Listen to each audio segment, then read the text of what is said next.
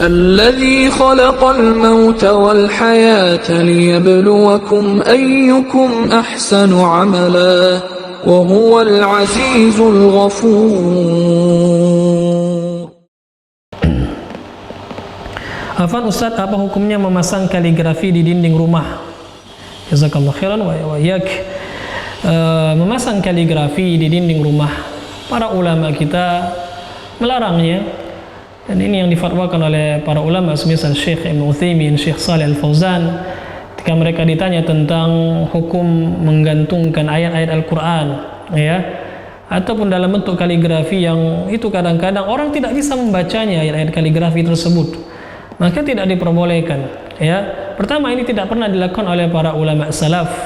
Sahabat tidak pernah menempel ayat-ayat Al-Quran di dinding rumah mereka.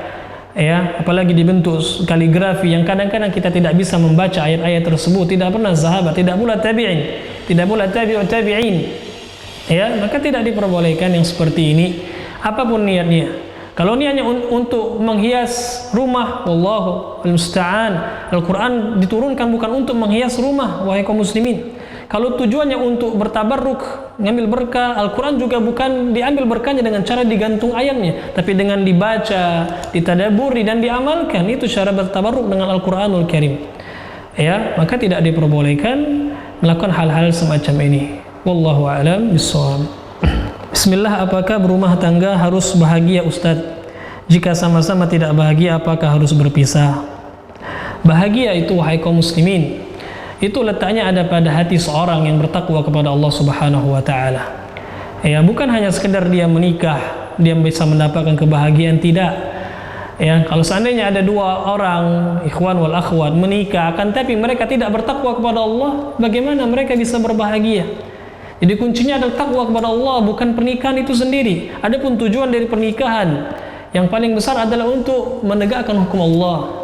Menegakkan hukum Allah, liyuqima hududallah, ya, untuk menegakkan hukum Allah Subhanahu wa taala. Kalau seandainya hukum Allah tidak ditegakkan dalam sebuah pernikahan, ya maka lebih baik berpisah.